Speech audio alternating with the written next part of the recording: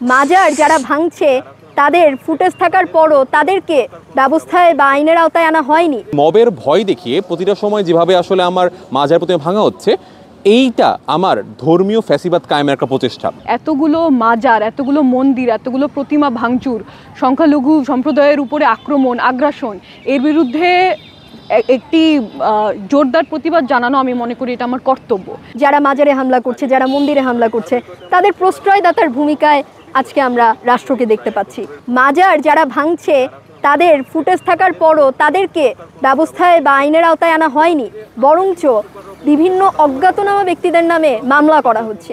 এই যে মামলা বাণিজ্য, যারা আসলে অপরাধী, যারা প্রকৃত অপরাধী, তাদেরকে আইনের আওতায় না এনে তাদেরকে মুক্ত করে রেখে বরং কিছু নিরপরাধ মানুষকে মামলার আওতায় এনে পুলিশের মামলা বাণিজ্য চালানোর যে পায়তারা আমরা গত রেজিমেও দেখেছি, তারা এখনো সেই পথে হাঁটছে। আমরা এরও তীব্র প্রতিবাদ জানাই। মোনালিসা হেভি ফ্লো 15 পিস প্যাকেটের সাথে 8 পিসের একটি প্যাকেট একদম ফ্রি।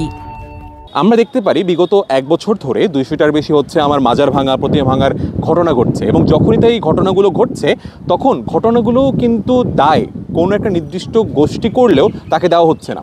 দিন শেষে মব করছে নামে একটা জুজুর ভয় দেখানো হচ্ছে, অর্থাৎ মব তৈরি করছে। এই মবের ভয় দেখিয়ে প্রতিটা সময় যেভাবে আসলে আমার মাজার প্রতিমা ভাঙা হচ্ছে, এইটা আমার ধর্মীয় ফ্যাসিবাদ কায়েমের একটা প্রচেষ্টা, এইটা আমার বাকস্বাধীনতা হরণের একটা চেষ্টা।